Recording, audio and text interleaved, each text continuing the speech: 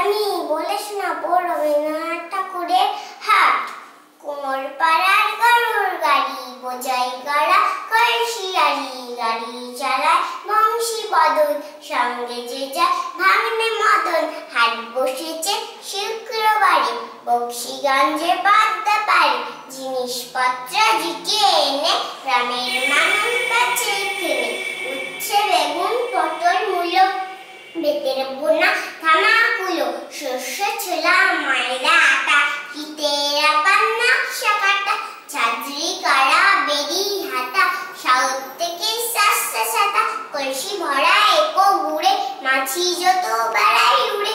খড়ের আটি নৌকো বেয়ে আনলো ঘাটের চাষির মেয়ে, অন্ধকানায় পাতের দ্বারে গান শুনিয়ে ভিক্ষা করে, পাড়ার ছেলে স্নানের ঘাটে যা চিঠিয়ে এসে তার কাটে।